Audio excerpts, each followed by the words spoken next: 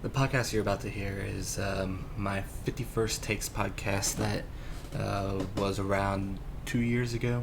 We only did about 7 episodes, but here they are, and I'm bringing them into the Pat Rick Productions brand, and I'm going to be continuing it here on the YouTube channel, looking into maybe pushing it out to other mediums here soon. So I hope you enjoy. Some of the movies are a little bit older, but there's some of the ones that are still fun to watch today. So I hope you enjoy them.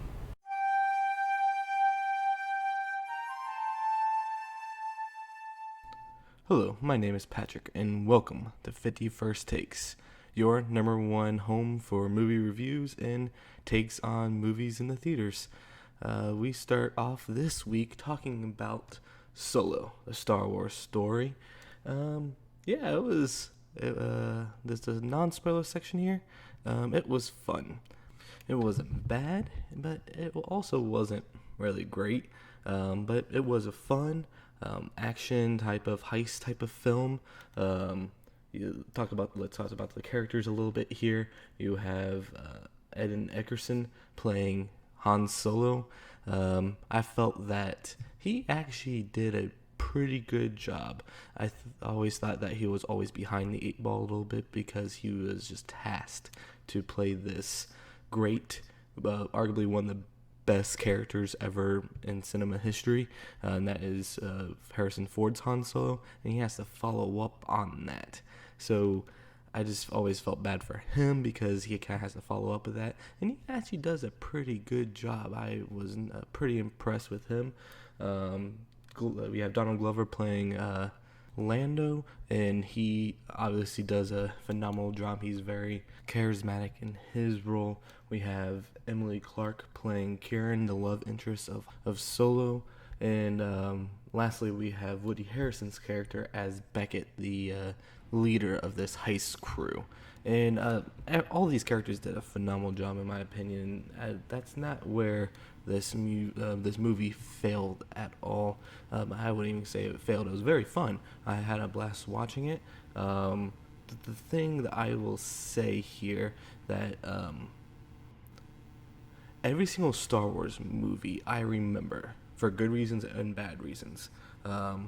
Rogue One, great movie. I remember that one. It's my second favorite Star Wars movie. Then we have some of the prequels like Clone Wars, which the writing and the acting of Hayden Christensen just strictly reminds me of a bad reason why I remember that movie. This will be the first Star Wars movie that I forget about. That's not a good thing. That's not a bad thing. Like I said, I had fun time watching it, but it's a very forgettable movie with these characters that it does have. I don't think there's really too many real stakes. Every plot point was very predictable, outside for the one key element in the third act.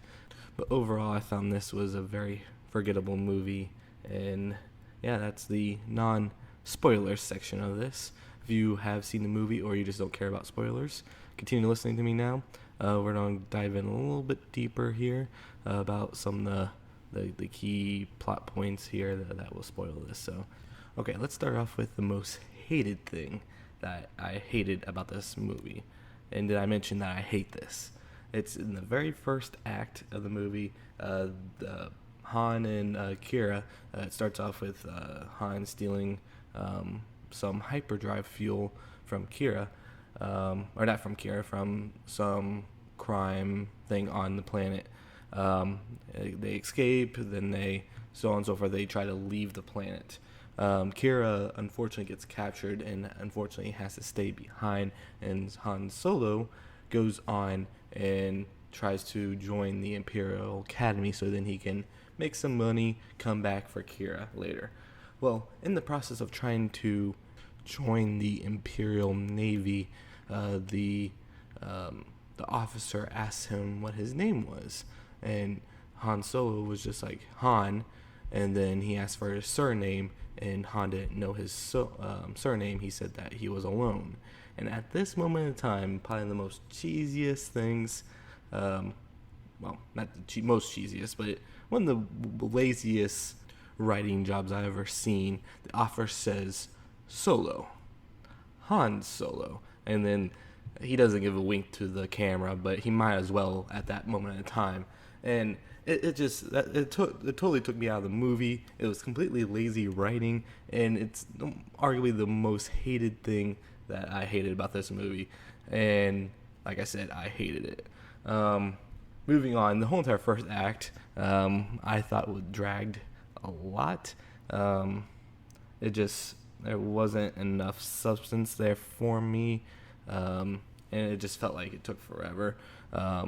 And once they got off the the train scene in that first act was just an average train scene. If I wanted to see something better, I would just go see a Fast and Furious movie. But other than that, it was just a typical train sequence that we see in a lot of films today. Heck, Liam Neeson just did a whole Taken on a Train. I can't remember the name of the title, but he did a whole action movie on a train.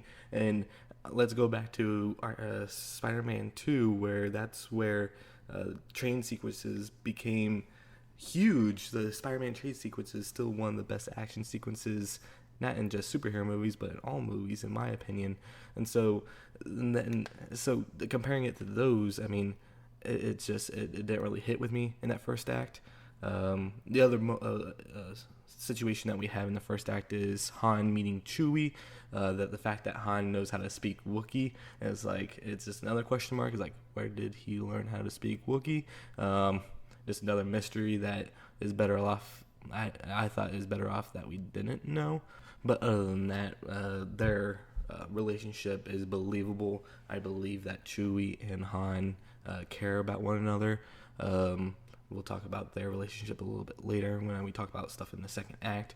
But it was just like I said, with the whole entire first act here is just it's cheesy, terrible writing, that first act there. So let's move on to the second act, where I believe that it starts when they come back from the train sequence, and where they do not have the hyperfuel that they have to deliver to the criminal syndicate, the Crimson Dawn organization.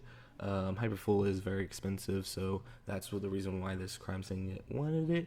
But they didn't have it, so they had to figure out an additional way to pay back their debts, per se, for the missing shipment, which this is where Han meets up with Karen for the first time since leaving her at the beginning of the film.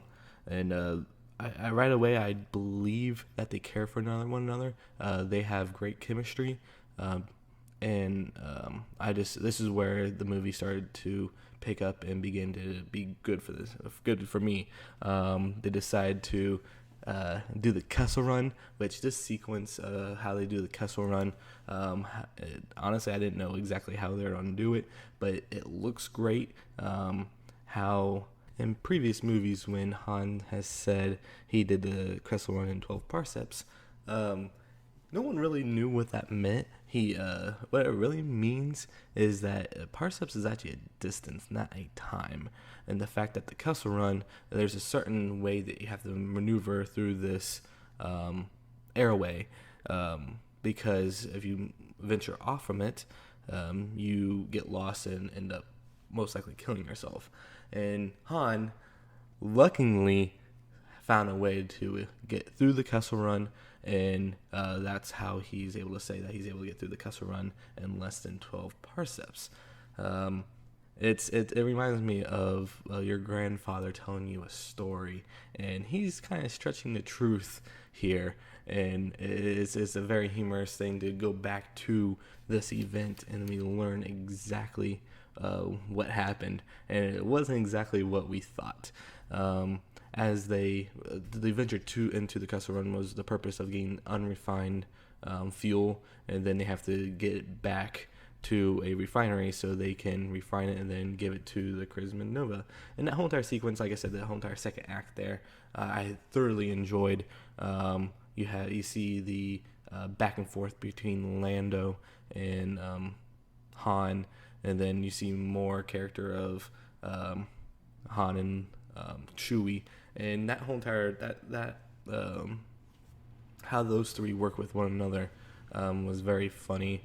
You have L3, which is the droid in this one. I feel like all these movies are going to have a special droid that we're going to care about a little bit in the movie. Unfortunately, the droid dies, and Lando is very sad because that was his droid. Can you imagine if R2 dies on Luke, or when K2 died in Rogue One? It was very the most emotional part in the film, and that's not saying too much because they had opportunity to be very emotional and add extra drama into this movie, which I think it needed. I think they needed with these Star Wars stories, and why Rogue One was so successful, it was that it had comedic moments and it had its quips, but it was full of drama. It had real stakes, and this movie didn't quite have that. Mostly because all these characters we know stay alive for the most part throughout these movies because they're in later movies. So we didn't quite get the drama aspect in this movie. It would have been different if Emily Clark's character would have died, because that would have added something extra for Han Solo and the reason why he is a little bit more reserved in later movies. But that didn't happen. They ended up killing off L3, and then Han ended up shooting first on Beckett. Beckett eventually turns on Han, which I thought that was very predictable, because throughout the whole entire film, Beckett was saying, "Don't trust anyone, son. Don't trust anyone. Don't trust anyone." And the person that he would have trusted the most turns on him. Then we have Emily Clark, which is the biggest reveal. This is the most shocking thing that I didn't want to guess, and that is Darth Maul showing up and being the true leader of the Crimson Dawn movement. And of course this is it, because for those fans of the Clone Wars animated TV shows and the Star Wars Rebels, adds Darth Maul's character back into the movie universe, and I don't think this will be the last time we see them, because we do have an announcement that a Boba Fett movie is coming. I believe that the Crimson Nova and Darth Maul will be a key part of that, and we'll see a recurring character with Emily Clark. I think her character will be back in that movie. But the whole entire third act, I think, was you have your tale of the acts. First act was very bleh, lazy writing and stuff like that. Second act, I thought was amazing. It had the Kessel Run. It had the pseudo robot rebellion, which had some social justice themes in there. That was kind of it used humor to explain some of that stuff with L3, and then finally the third act. I call this the fan service act. You have a lot of winks to the camera. I wouldn't say it's lazy writing, because I think it took a little bit of skill of tying some of the lore that's not necessarily in the old movies, but are in the books in with this stuff. If you're a casual just Star Wars fan, you may not even get some of the references. But that's the third act of this movie is full of these references. I thought it was fun, just like how but I'm a big Star Wars fan. I read all the books and stuff like that. But in terms of the movie itself, I thought the movie suffered because of that, because you don't necessarily know any of the elements that are happening, and the elements that are happening are very predictable, and it doesn't really surprise you at all. And that's my solo movie review. Now I have to rate this movie now. Like you hear from my previous rates, I do things on rewatchability. Out of how many takes are you going to watch this movie? I gave Infinity War 5 out of 5. Deadpool was 4 out of 5. I saw Breaking In movie with my mother, and that was a 0.5 out of 5. So Solo on this rating of rewatchability, out of me going to the movie theaters 5 times, how many times am I going to go into the theaters to watch this movie? And I would have to say this is a 2 out of 5 movie. It's worth going to watch twice for me, but like I said, it was a very fun. You'll enjoy yourself in the movie, but don't take it too seriously. I can already hear just like some of the stuff that we got in The Last Jedi, some hate that we're going to be getting for this movie, and it's just going to continue the hate moving forward here. So what are your thoughts? Go ahead and tweet at me, email me. If you have any questions about Solo or any movies, please let me know. Tweet at me at 51st Takes, or email me at 51stakes@gmail.com. Be sure you hit the subscribe button, and yeah, thank you very much. Before we leave here, we do have one Twitter question here. It comes from Marlon. He asks, why do Star Wars movies get so much hate, but MCU movies don't really get the same hated responses? For example, he says, in Infinity War, the Soul Stone, everyone was wrong about the Soul Stone, but when it comes to Last Jedi and people guessing what was happening in The Last Jedi, people hated because it wasn't what they guessed it. This is a good question here, and I will go back to relatively Star Wars movies are old. It's multi-generational. If you would go back to Empire Strikes Back, and you had the Twitter world with Empire Strikes Back and the questions that people had after Empire, you would see actually probably the same hate and discussions happening with Empire that we do with Last Jedi.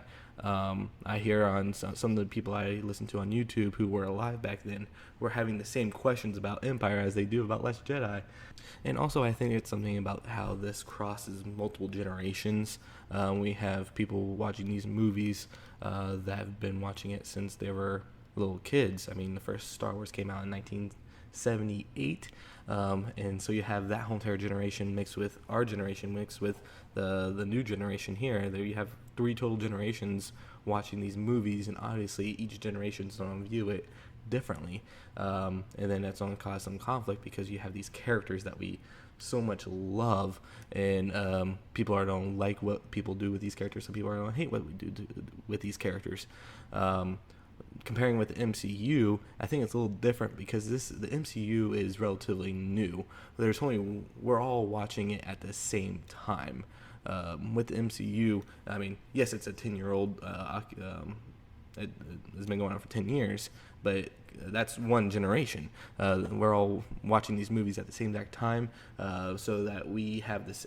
I would say we have similar viewpoints of these characters versus watching these movies 20 years from now, and then with the new Marvel movies that come out, and then having them try to explain what these characters are 20 years from now. I think we'll see that if the MCU is continuing in the future. But yeah, thanks for the question, Marlon. But that concludes this week's show. Thank you, everyone, for watching 51st Takes. Like I said, be sure you hit that subscribe button. If you guys have any questions, please tweet at me at 51st Takes or email me at 51stakes@gmail.com. It's been a great show. Thank you for listening, and tune in next week. I believe I might have a poll up next week because I'm not too sure what's coming out. But be prepared. I'll tweet it out for you guys, and be sure you like and respond. All right, have a great rest of your guys' week, and may the Force be with you.